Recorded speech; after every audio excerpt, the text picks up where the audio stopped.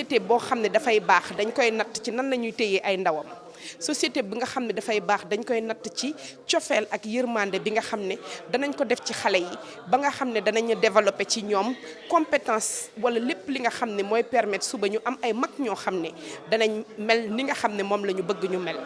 tey boo gisee lépp li nga xam ne am na ci société bi maanaam ñuy gis ay cas yu violence ñuy gis ay déviation ñuy gis ay raye yu fi am yàggul di gis ay comportement yu jéggi dayo yoo xam ne mën naa ne lu amul woon la ci suñu société yu jëkk ya c'est parce que dafa am lu ñu raté te li ñu raté mu ngi ci ndaw ñi li ñu raté mooy ci xale yu ndaw yi nan la ñuy def tey ba réussir à construire les citoyens de demain en passant par la petite enfance. tey nag jàpp naa ni ñun commune de Golf Sud yàlla moo ñu wërsëgale ñu bénéficier wu de cette formation de qualité boo xam ne partie prenante yëpp ñoo fi nekk moo xam les autorités déconcentrées moo xam ñëpp ñi nga xam ne ñooy services techniques yi ñuy remercier au passage l'IEF de Guédiawaye di remercier le ministère de la famille di remercier démembrement état yi ñëw ñëpp AMO bi nga xam ne mu ngi liggéey bu am solo ci protection de l'enfant mais aussi le préfet et le sous-préfet yi nga xam ne dañu insister pour que ñu liggéey en profondeur sur les questions de la protection de l'enfant. day nag man en tant que maire je suis la présidente du comité communal de la protection de l'enfance mu nekk loo xam ne indépendamment de notre casquette de maire daf ñu ñor parce que ñun dañu jël suñu mandat ñu déjee ko à l'éducation et aux enfants. kon question bii nga xam ne tey moom lañ doon aborder avec l'ensemble des parties prenantes communautaires dans leur pluralité mais dans leur complémentarité wan nañu lan mooy rôle famille pour que ñu mën a bâtir un capital humain de qualité yan déterminant la ñu war a agir pour que ñu am des Sénégalais de qualité nan la ñu mën a def ba am la réussite scolaire. wan nañu ni tey lépp ci kër yi lay tàmbalee lépp ci famille yi lay tàmbalee te suñu bëggee réussir suba am éducation de qualité des taux de réussite satisfaisants suñu bëggee réussir am un niveau de développement du capital humain bu am doole bu am solo comme dëkk yu bari dafa am ay déterminants yoo xam ne mënatuñ ko rater donc l'affection l'amour que nous devons donner à nos enfants mais surtout nan la ñu mën a def ba xale bi ñu jox ko confiance ba mu libérer potentiel énergétique bi nekk ci moom bi nga xam ne moo jiitu ci lépp li nga xam ne moo ko mën a permettre mu réussir ndax quels que soient les programmes quel que soit les moyens yu ñuy investir ci éducation si on n'arrive pas à avoir ay xale yoo xam ne ils se sentent aimés xale yoo xam ne gis nañ ni seen société daf leen a bëgg yaakaar ci ñoom wóolu leen bëgg construire ak ñoom seen réussite du ñu am réussite donc tey jàng naa fi lu am solo mais ñun ñëpp jàng nañ fi li nga xam ne mooy essentiel pour ñu mën a construire un Sénégal nouveau avec un capital humain de qualité donc ñun nag ñu profiter aussi ci occasion bi pour gën a jëmmal lii nga xam ne mooy le comité communal de la protection de l'enfant mais aussi dem ci benn projet boo xam ne sous la houlette de monsieur Ibrahima Girou que je remercie encore au passage di ko wax vraiment nous avons été très satisfaits par rapport ak li nga xam ne jàng nañ ko fi mais aussi ñuy inviter à travers lui un déclic communal pour que acteurs yi nekk autour de ça moo xam quartier yi la moo xam personnel yi nga xam ñu ngi ci santé bi moo xam tous les acteurs ñu co-construire un projet sur cette question de l'enfance pour que Golf Sud mën a positionner wu comme une commune bu nga xam ne dafay commencer liggéey sur les agrégats yi mën a déterminer un capital humain de qualité donc nous souhaitons nous positionner en commune pilote avec monsieur Girou sur li nga xam ne mu ngi koy liggéey en termes scientifiques mais aussi en termes communautaires ñu mën a am un terrain d'application di remercier au passage madame la mairesse Marième qui a en charge cette question mais aussi monsieur Mandiaye bi nga xam ne c'est un éducateur c'est quelqu'un qui accompagne des enfants qui sont sortis du système normal di leen ci dugalaat di leen accompagner pour la réussite il y a énormément de modèles de réussite yoo xam ne ñu ngi koy am ci commune bi l'objectif maintenant c'est de capitaliser sur ça pour vraiment créer un modèle boo xam ne dina mën a nekk au service du développement de ce pays. jërëjëf je voudrais féliciter madame le maire pour initiative bi parce que dans beaucoup de cas vous entendez que les collectivités territoriales sont interpellées. Tey, elle a pris les devants. Donc, je pense que c'est un moment quand même historique.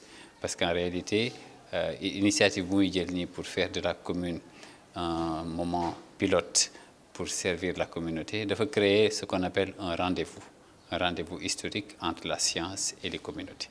C'est-à-dire que nous sommes nos responsabilités en tant que scientifiques de servir nos communautés. Nous sommes dans un paradigme pour maintenir. C'est ça le vrai paradigme révolutionnaire, c'est qu'il faut que la science quitte les laboratoires et qu'elle aille retrouver les communautés. Mais je veux remercier parce que c'est elle qui nous a invités. C'est que si nous invité nous sommes nos responsabilités. Parce que dans l'université, il y a ce qu'on appelle le service à la communauté. Donc, elle nous offre l'opportunité de pouvoir servir la communauté. Donc, je veux remercier, mais ce n'est pas la première fois parce que je la suis également. Son engagement pour l'éducation, c'est ça qui a marqué le démarrage de son mandat. Donc, c'est très facile pour nous de venir l'appuyer parce qu'elle a déjà la vision.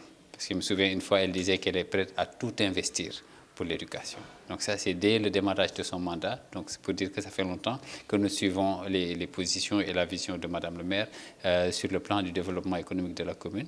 Et le fait que la commune dispose d'un plan de développement, n'est-ce pas, communal, c'est aussi un autre plan, n'est-ce pas, de la vision de Madame le maire et de son équipe. Et on les félicite. Maintenant, ce rendez-vous-là, c'est un rendez-vous que nous espérons qui va servir, n'est-ce pas, d'apprentissage pour le pays. Parce qu'il faut toujours commencer quelque part.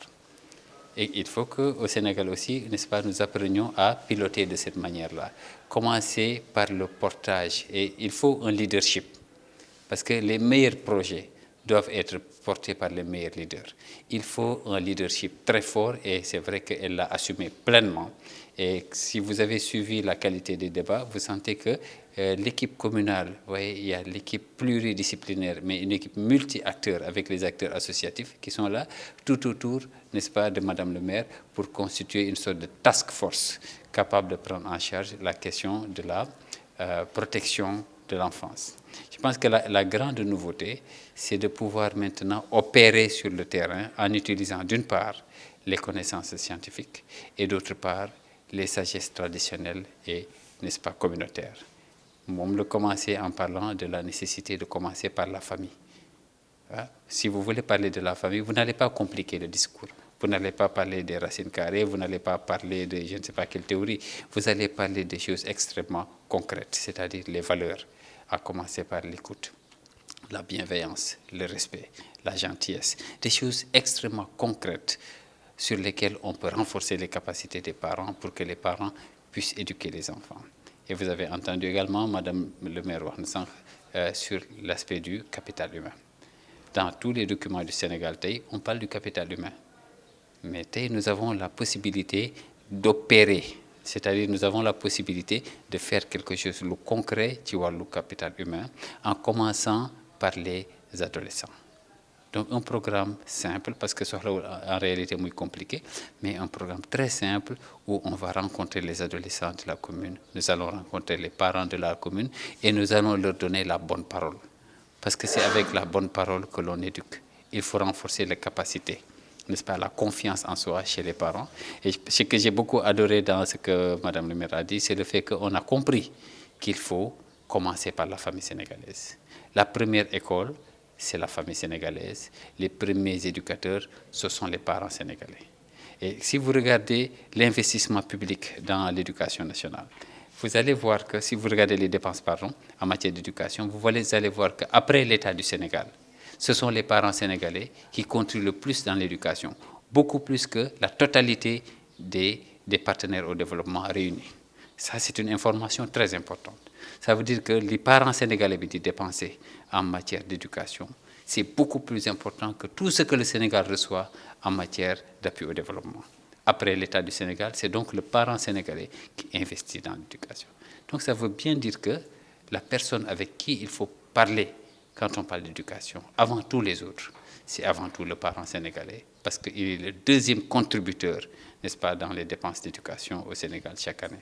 Donc c'est une magnifique expérience, je pense, que Madame le maire a initiée, et je voudrais lui dire que nous sommes à 100% avec elle. Nous allons l'appuyer de jour comme de nuit, et nous mettrons toute notre connaissance à son service, parce que l'autre, c'est notre responsabilité, et nous voudrions la remercier de nous avoir associés à sa vision et à son projet.